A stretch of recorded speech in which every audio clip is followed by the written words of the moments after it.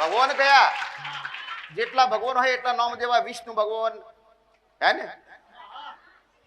તમને એવું લાગતું હોય તો આવતા રવિવારથી કે આજથી જય શ્રી કૃષ્ણ ચાલુ કરું.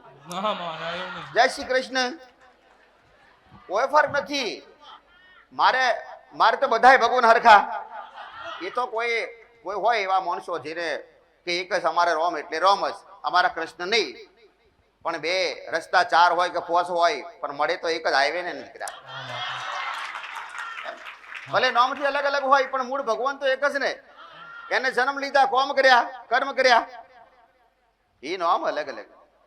કોઈને મન લાગે, કોઈ કૃષ્ણ ભગવાન પ્રત્યે લાગે, કોઈને કોઈ કૃષ્ણ ભગવાન કે કોઈ પણ દેવ, કોઈ પણ ભગવાન માટે મન નથી લાગતા કોઈ માણસોને. બસ દેવી શક્તિ પર વધારે લાગે.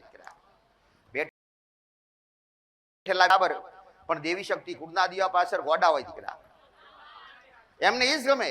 એમને જય શ્રી કૃષ્ણ કહો કે રોમ કહો, શું ફેર પડે?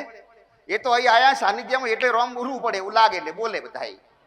પણ રોમ રામ રામ રામ બોલવામાં હેત ને પ્રેમ આનંદ.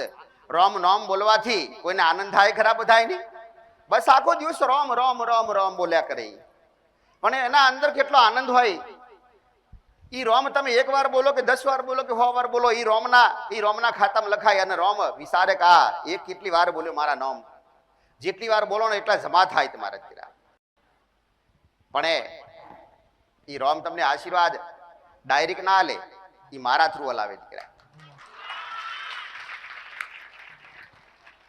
મારી જય જયકાર કરો ને તોય મારે આશીર્વાદ આલવાના હોય. તમે રોમની જય જય કરો ને તો રોમ મારા થ્રુ આલે. રોમ ડાયરેક્ટ ના આલે. રોમને તમને એક કોમ કરી આલી એવી તમને શી ખબર પડે જો સુધી રોમ ના કહેતો સુધી? શું રામચંદ્ર ભગવાન તમને કહેવા આવશે ખરા કે મેં આ કોમ કર્યું? એ નો કે. એની નિમિત્ત હું માતા જ બનું દીકરા.